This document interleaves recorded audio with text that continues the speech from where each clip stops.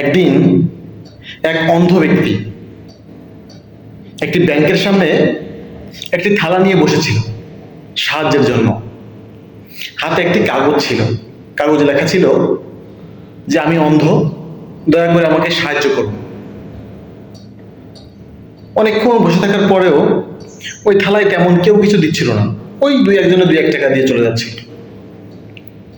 ওই ব্যাংকের এক কর্মকর্তা ওই ব্যক্তির পাশ দিয়ে যাচ্ছিল। উনি পকেট থেকে কিছু টাকা ওইখানে রাখলেন, রাখার পরে ওই কাগজটা ওই ব্যক্তির হাত থেকে নিলেন, নিয়ে ওর উল্টো পিঠে আরেকটু কিছু লিখে দিলেন, লিখে দিয়ে ওইটা ধরিয়ে দিলেন, দিয়ে উনি চলে গেলেন। মজার ব্যাপার হলো এর পরে থেকে মানুষ বেশি করে ওই থালায় টাকা দিচ্ছে। টাকা দিতে দিতে এক সময় থালাটা পরিপূর্ণ ভরে গেছে। বিকালবেলা ওই ব্যক্তি ওনার ডিউটি শেষে আবার ফিরে যাচ্ছিলেন বাসার দিকে। যাওয়ার সময় ওই ব্যক্তির কাছে আবার উনি দাঁড়ালেন। ওই অন্ধ ব্যক্তি তখন জিজ্ঞেস করলেন যে আপনি কি সেই ব্যক্তি যে সকালে আমাকে কিছু টাকা দিয়ে আমার হাতের কাগজের উল্টো পিঠে কিছু লিখে দিয়েছিলেন? তখন ওই ব্যক্তি বলল, হ্যাঁ আমি সেই ব্যক্তি। তখন ওই অন্ধ ব্যক্তি বলল, আপনি কি এমন লিখে দিয়েছিলেন যার কারণে মানুষ আমাকে এত পরিমাণ সাহায্য করেছে?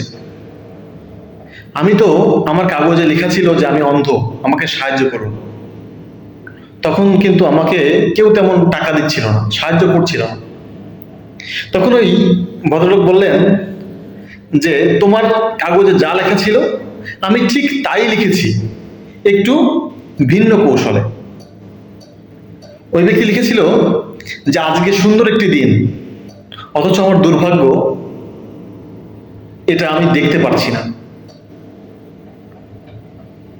আসলে ব্যাপারটা হচ্ছে এখানেই যে একই জিনিস ভিন্ন কৌশল অবলম্বন করলে তার ফলাফলটা অন্যরকম হতে পারে।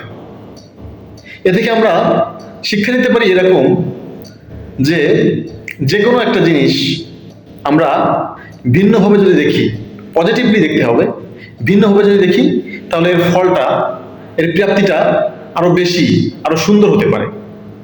এবং আরো শিক্ষা নিতে হবে যে সৃষ্টিকর্তা আমাদেরকে যা দিয়েছেন, যে সুস্থতা দিয়েছেন, এর জন্য আমাদেরকে মহান সৃষ্টিকর্তার কাছে কৃতজ্ঞ থাকতে হবে, প্রশংসা জানাতে হবে, তাকে ধন্যবাদ জানাতে হবে যে তিনি আমাদেরকে সুস্থতা দান করেছেন।